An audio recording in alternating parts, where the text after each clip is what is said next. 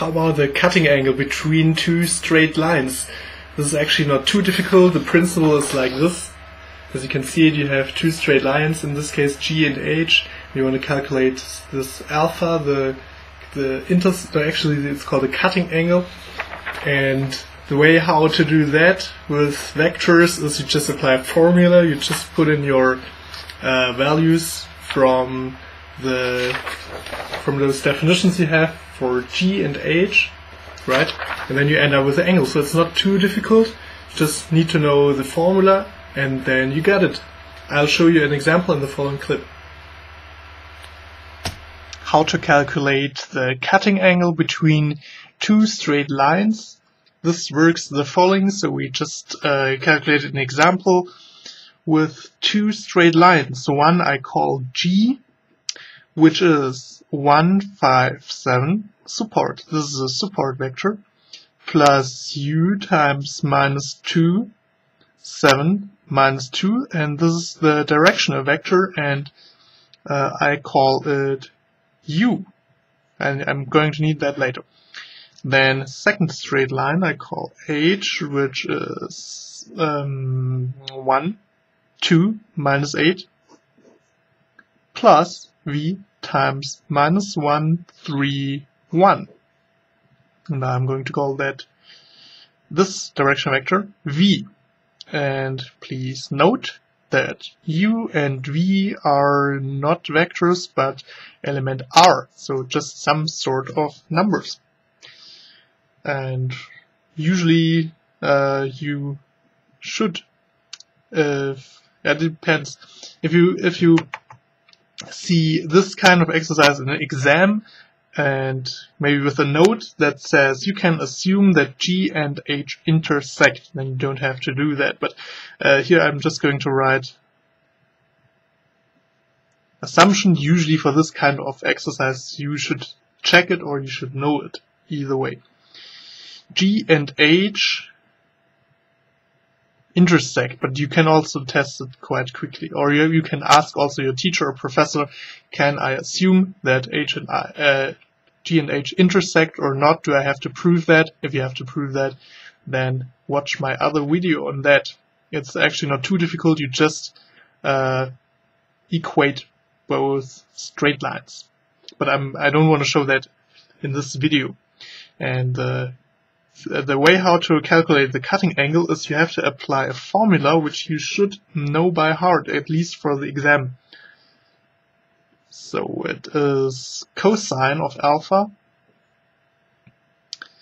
U, vector U times vector V, then take the amount, then divide by amount of U multiplied with the amount of V. That's the formula.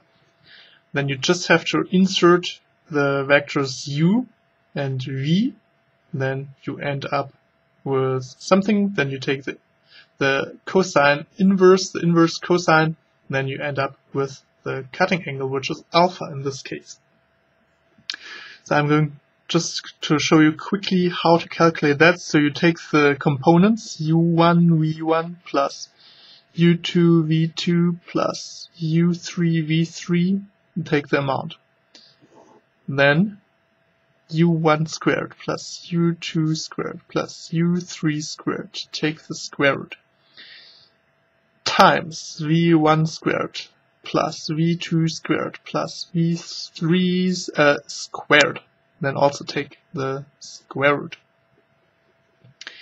And then we just have to insert our values. So we look at our vectors given above.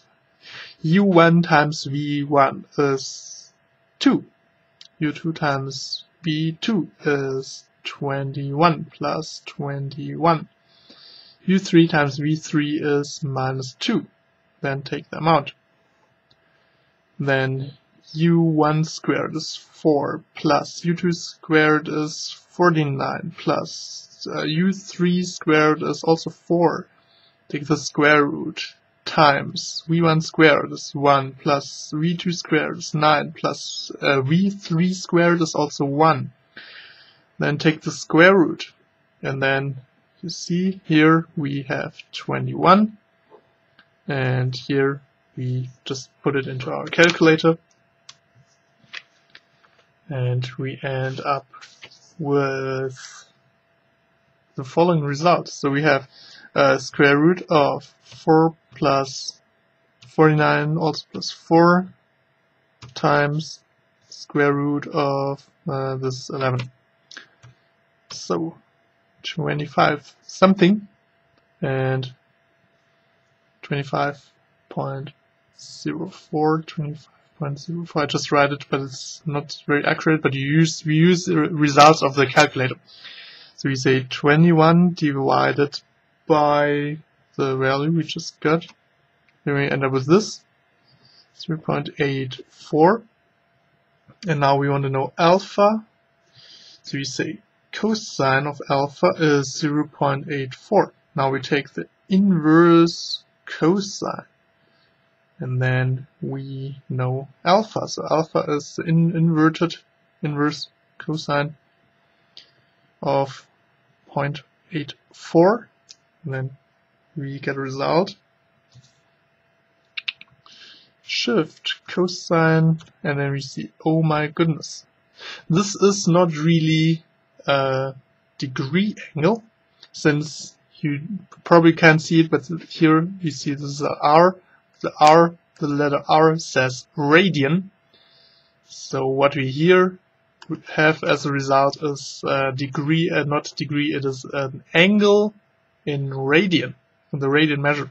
But we don't want that in this exercise. We really want a geometric angle in degree. So what we want to do is, and I know this mistake happens a lot in exams, or especially in exams, and maybe also in the homework. Just remember, radian and degree are two different things. So we go into mode and we look for degree. We choose degree, calculate again, and then we know, then we have a result. So maybe the answer is wrong, but we saved in A. Yeah, it's a different one. So A is actually our value. A. This is our value that we got, and now we want to calculate the inverse cosine of the value 8, and then we end up with the right value. So make sure that you have saved the right value in your letter, and you can also write it to the result. Then you know, okay, that's where I saved it, and then you can put it into the calculator. You can just calculate the inverse cosine, then we end up with around 33 degrees, and this is in degrees since we changed our mode to D, and D stands for degree, and this is important, and keep that in mind. So the way how to calculate it is basically you should know this formula by heart. This is important. You just learn it by heart for exams, and then actually it's not important anymore. If you need it, then you can mostly look it up somewhere, or you have some sort of formula book or something, but in exams usually it's not allowed, so you need to know this formula by heart for the exam. Then you just put in those two directional vectors, and then you end up with the angle. It's not too difficult, but the one important thing is to know this formula, how to calculate it. That's how it works. Thanks for watching. Practice makes perfect. Further exercises with solutions you can find on my website, which is www.worksheets.com.